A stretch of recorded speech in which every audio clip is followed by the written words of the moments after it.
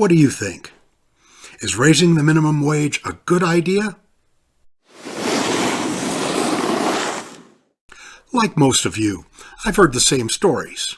On one set of news channels, I hear that $15 minimum wage is a great idea with minimal business impact. On the other set of news channels, $15 minimum will ruin the restaurant industry. What's the truth? As with most pricing analysts, I'm accustomed to factoring cost increases into pricing decisions. In this case, I used my old pal Google to help me find some data on the restaurant industry and used McDonald's and the Big Mac meal as the basis for my analysis. That was the easiest data to find, and McDonald's is at the low end of restaurant pricing and hires the most minimum wage employees. I spent about half a day on this, and eventually I had to cut myself off. Assuming both the pricing for the meals and minimum wages varied by state, I initially looked at 6 states: New York, California, Colorado, New Jersey, Idaho, and Georgia. It turns out, however, that the prices and wages were surprisingly uniform.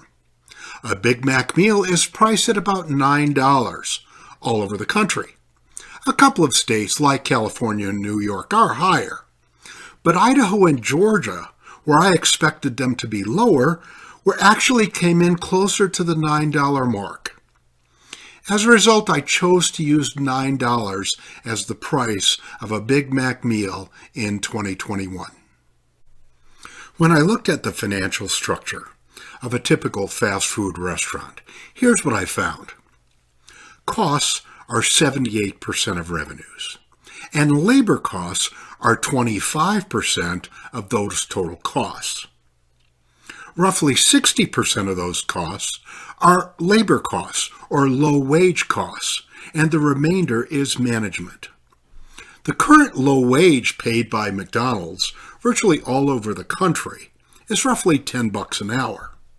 That is for all of those low-wage employees, excluding management.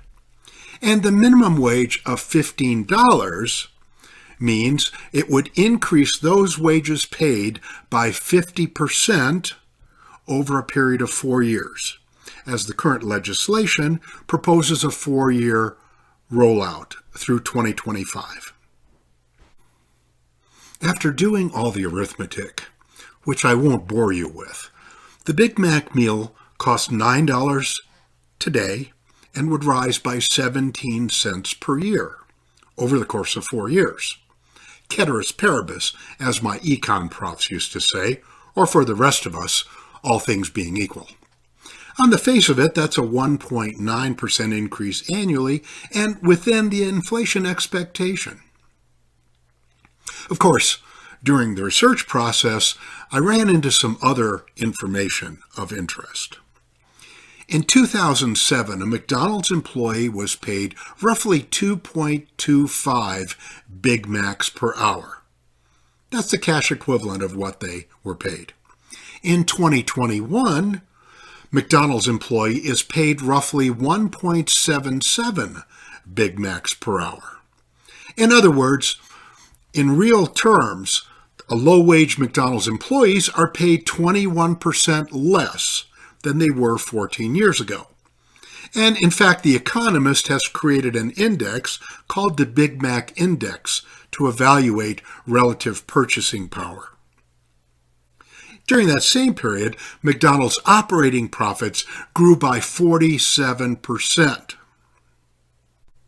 One of the arguments against raising the minimum wage is that it will encourage employers to increase automation and reduce the labor force. Forbes reported that they thought the impact on the price of a Big Mac meal would in fact be zero because of the automation improvements. But is automation a reason not to change the minimum wage? In fact, since 2007, the number of McDonald's employees has shrunk by half, from 400,000 to 200,000, due to the impact of automation. This would not be something new. Before I report out my conclusions, I'd like to share another story with you. Though I live in Colorado now, I grew up in Detroit, and virtually everybody I knew owed their livelihood to the automotive industry. These results remind me of Henry Ford, who faced two problems in 1914.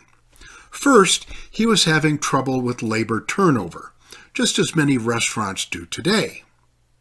And number two, despite the affordability of cars and his making cars more affordable, his employees did not earn enough to buy them.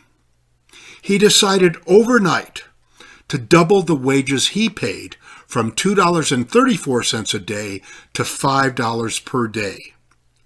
His turnover problem was immediately solved, and his workers instantly became new Ford customers.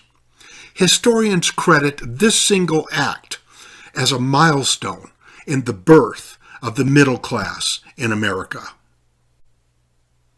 So here's my take on the impact of a $15 minimum wage as it relates to the price of a Big Mac meal. Number one, the impact on the cost of the meal is minimal.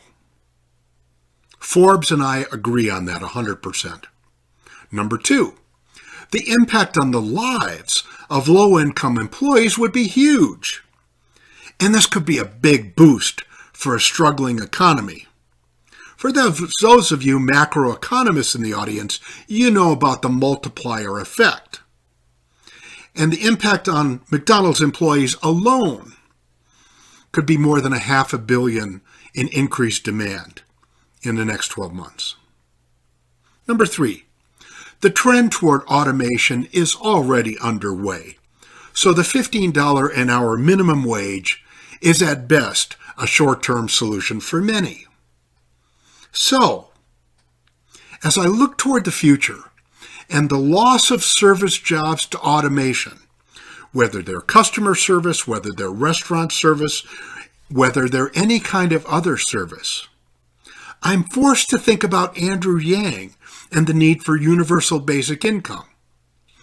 But that's a topic for another video. I welcome your comments below. I don't claim to be an expert on restaurant economics.